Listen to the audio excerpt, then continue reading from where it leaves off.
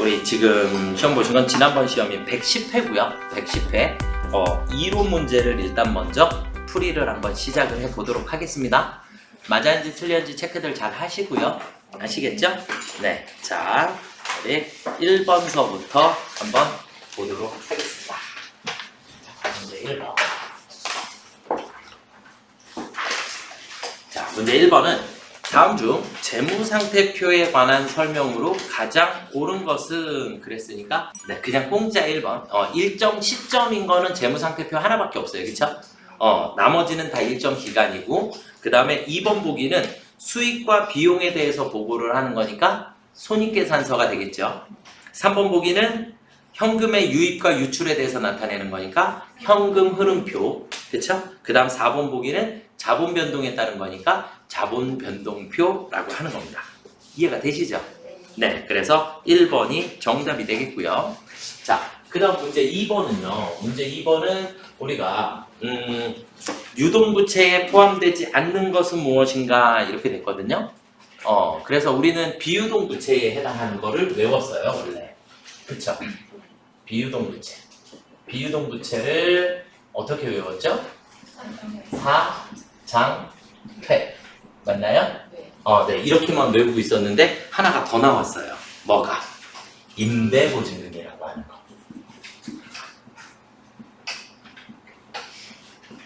임대보증금이라고 하는 거. 임대인, 그러니까 건물주 입장에서 세입자한테 보증금을 받아놓은 거예요. 그럼 언제 줘요? 나갈 때 주니까 한참 있다가 줘야 되겠네요. 그쵸? 그래서 얘도 비유동부채에 해당하는 겁니다. 이해가 되셨죠? 그래서 4번이 정답이 됩니다. 근데 앞에 거 다 아시죠? 그래서 4번이 정답이 되겠고요. 자, 그 다음 문제 3번으로 넘어가 보도록 하겠습니다. 문제 3번은 무형자산에 대해서 문제가 나왔고요. 무형자산은 뭐만 인정된다? 유상취득분만 인정된다.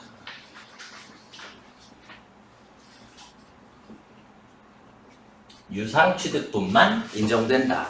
자, 그러면 연구 프로젝트에서 발생한 지출은 연구 단계와 개발 단계로 구분할 수 없는 경우에는 무조건 뭘로 봐야 한다? 연구 단계로 보고 우리는 비용으로 처리를 하시게 돼요. 맞죠? 내부적으로 창출된 브랜드, 고객 목록과 같은 항목은 무형자산으로 인식할 수 없죠. 그쵸? 자가 창출을 인정하지 않습니다. 자기 브랜드의 가치를 자기가 장부에다가 이렇게 비싸게 올린다? 이런 거 말이 안 되는 거죠. 이해가 되셨습니까? 그래서 2번이 정답이 되겠고요. 무형자산은 회사가 사용할 목적으로 보유하고 있는 물리적 실체가 없는 자산이다. 맞죠? 사용할 거잖아요. 그쵸? 네, 그렇게 보시면 되겠고, 무형자산에 소비되는 형태를 신뢰성 있게 결정할 수 없는 경우 정액법으로 삼각합니다. 맞죠? 무형자산은 삼각 방법을 선택할 수 없으면 정액법으로 삼각하도록 되어 있습니다. 이해되셨죠? 네. 자, 그 다음 문제 4번. 네, 이제 여기서부터 이제 틀리면 혼나야죠. 자, 다음 중 일반 기업 회계 기준에 의한 수익 인식 시점에 대한 설명으로 옳지 않은 것은 그랬는데 첫 번째 위탁 판매라고 했어요. 위탁 판매는 위탁자가 누구한테? 수탁자에게 물품을 공급을 해요. 맞죠? 이걸 우리는 무슨 품? 적송품이라고 불렀어요. 맞죠? 적송품이라고 불렀고 이 적송품은 누구의 재고자산? 위탁자의 재고자산이다. 그러면 매출은 언제 일어나요? 수탁자가 소비자에게 판매했을 때, 재화를 인도했을 때, 이때 우리는 매출이라는 수익을 인식을 하게 돼요. 이해가 되셨죠? 그래서 위탁 판매의 경우에는 수탁자가 위탁품을 소비자에게 판매한 시점에 수익을 인식한다. 빙고. 맞는 말이죠? 네. 시용 판매의 경우, 시용 판매는 뭐예요? 써보고 결정. 그렇죠. 써보고 결정하는 걸 우리가 시용 판매다. 그러면 우리 고객에게 먼저 물건을 발송을 하겠죠. 그렇죠? 고객에게 물건을 발송을 하는데 이 고객에게 발송한 물품을 우리는 시송품이라고 부르고 이 시송품은 누구의 재고자산이더라? 판매자의 재고자산이더라. 판매자의 재고자산이다. 이해되셨죠? 그럼 언제 매출이 이루어져요? 이 고객이 의사표시를 해야 우리가 매출이 일어나는 거죠. 이해가 되셨습니까요? 그래서 시용 판매의 경우에는 상품 인도 시점의 수익을 인식한다? 틀린 말이죠. 인도가 아니라 고객의 의사표시가 있어야 매출이 발생을 하게 된다.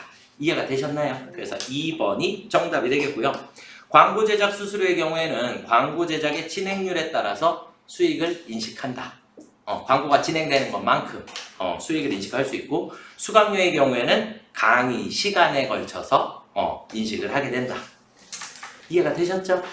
네, 그래서 정답은 2번이 되겠고요. 자, 그 다음 문제 5번으로 넘어가 보도록 하겠습니다. 문제 5번.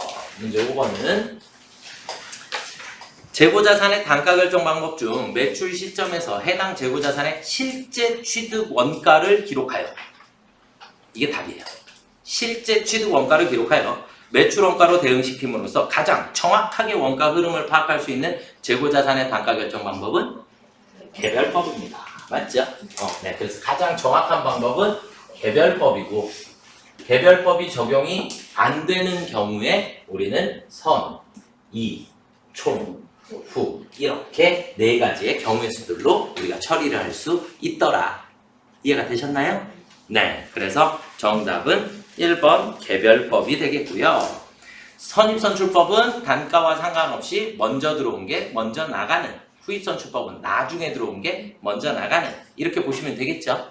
네, 자 문제 6번 보도록 하겠습니다. 문제 6번은 여기에다가 써드릴게요.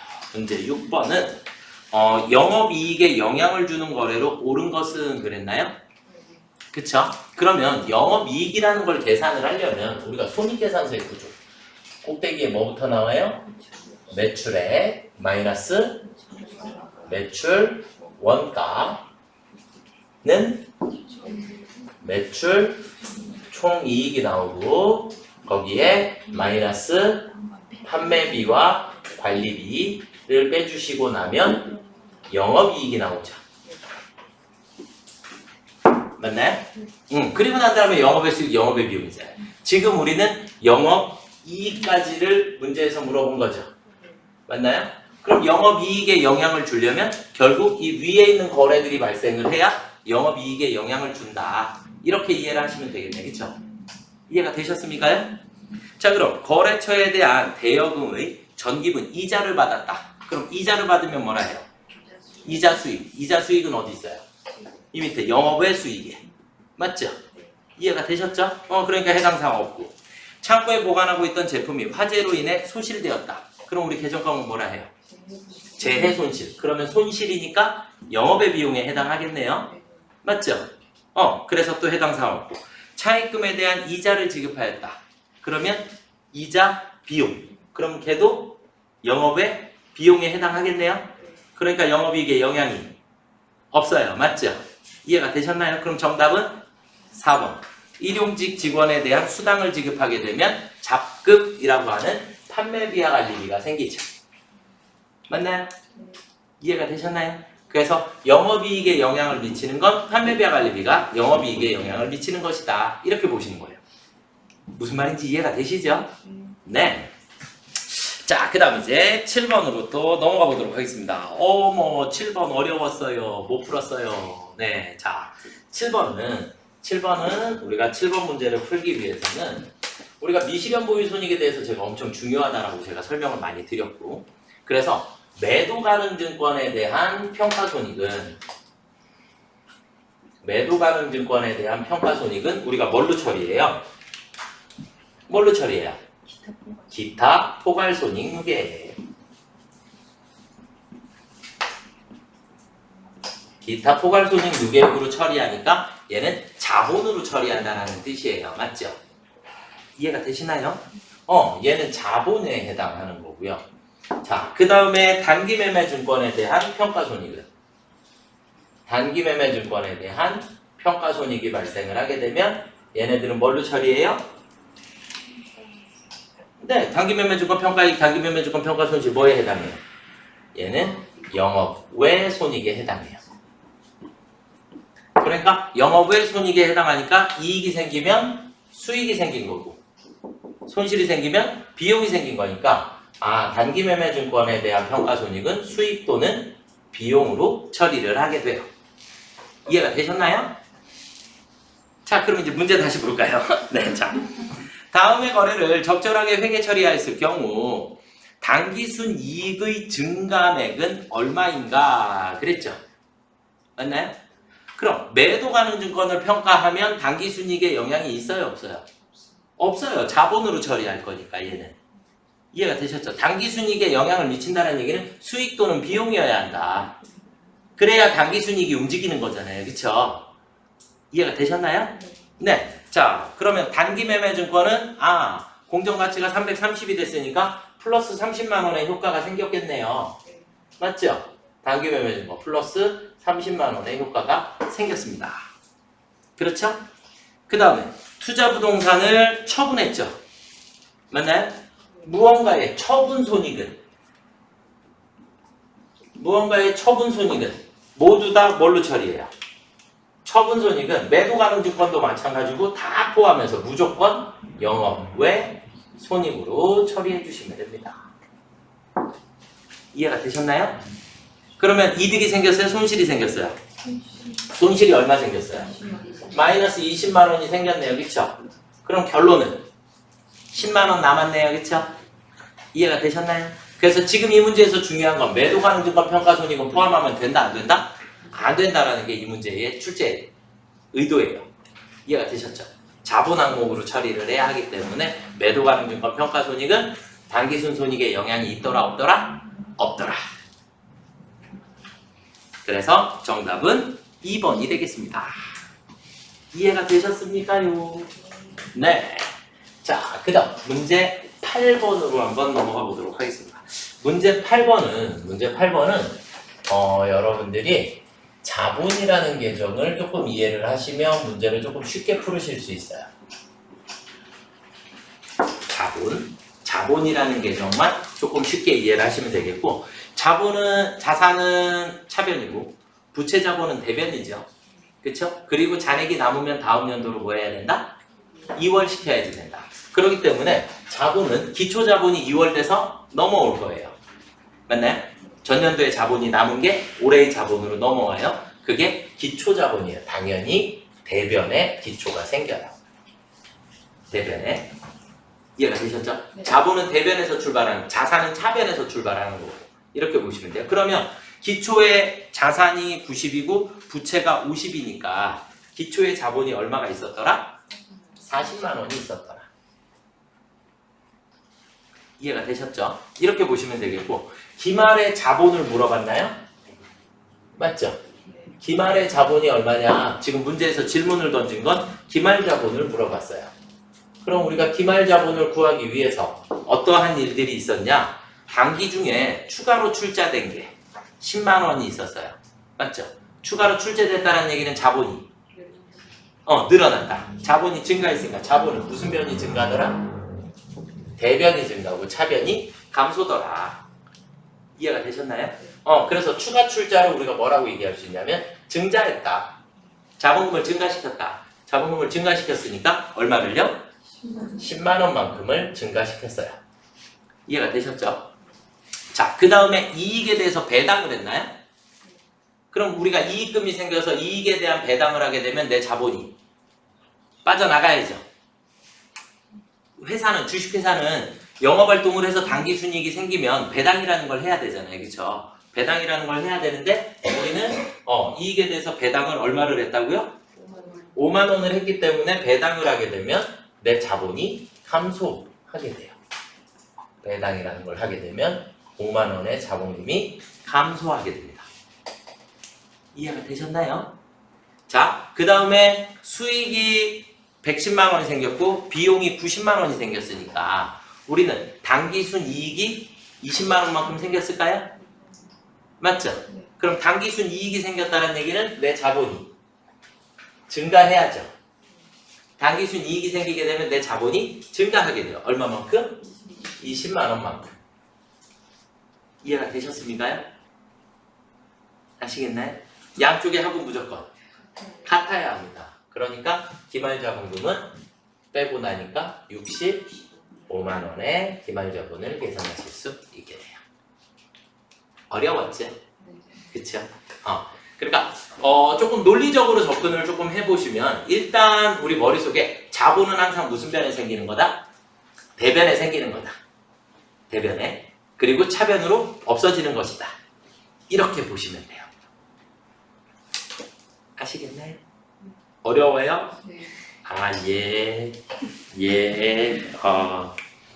그래서 우리가 추가 출자라는 걸 하게 되면 출자는 회사가 투자를 받은 거니까 내 자본이 증가를 한다. 이런 개념이고 이익에 대한 배당을 하게 되면 이익금이 빠져나가는 거니까 내 자본의 감소 효과를 가지고 오게 된다. 이렇게 이해를 하시면 좋을 것 같아요. 근데 뭐 8번 하나 정도 틀리신다라고 해도 뭐 괜찮아요. 네, 자, 그 다음에 이제 문제 9번으로 넘어가 보도록 하겠습니다. 문제 9번. 문제 9번은 다음 중 원가액에 대한 설명이 아닌 것은 그랬어요. 그냥 공짜 1번이었죠. 맞나요? 우리는 재무회계가 외부정보 이용자들을 위한 회계고 원가회계는 우리 회사 내부정보 이용자들을 위한 회계다. 이렇게 배웠죠? 빙고. 네, 그래서 정답은 그냥 공짜 1번이었습니다. 이해되셨죠? 네. 원가회계가 계산 문제가 안 나와가지고 그래도 엄청 쉬웠는데 네, 자, 제 생각인가요? 네, 자, 문제 10번. 고정비 변동비에 대한 설명이죠? 맞나요? 네. 자, 그럼 우리 어떻게 배웠냐? 자, 고정비는 총원가가 일정한 거. 맞나요? 변동비는 총원가가 비례적으로 증가하는 거. 이렇게 배웠죠? 지금 이거 검정 색깔로 체크해둔 건 총원가예요, 총원가. 맞죠? 총원가가 이렇게 되고 그 다음에 단위당 원가는 반대 상황이 생길 거다. 줄어들 거고 일정할 거다. 맞죠? 빨간색이 단가, 단위당 원가, 단가. 이렇게 되고 앞에 거는 고정비, 뒤에 거는 변동비. 그런가요?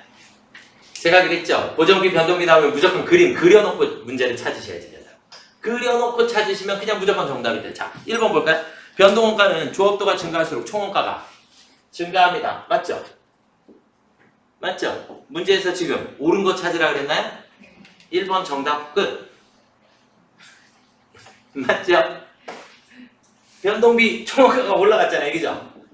총원가 올라갔습니다. 자, 그 다음에 두 번째, 변동원가는 조업도가 증가할수록 단위당 원가는 변동비의 단위당 원가는 일정하더라. 고정원가는 조업도가 증가해도 총원가가 일정하더라. 그쵸? 그 다음에 고정원가는 조업도가 증가할수록 단위당 원가는 감소하더라. 이렇게 된 거죠. 그러니까 그림만 그렸으면 무조건 정답을 찾으실 수 있었던 거예요. 제가 이렇게 종이 이렇게 막 확인하는데 그림을 그리신 분들이 없더라고요. 그러고 보니까 다 틀리죠. 그죠? 네. 자, 이해합니다. 자, 문제 11번으로 넘어가 보도록 하겠습니다. 다음 중 보조 부문의 원가 배분 방법, 배분에 대한 설명으로 옳지 않은 것은 되겠어요. 자, 그럼 우리가 보조 부문비 배분 방법에는 몇 가지가 있더라?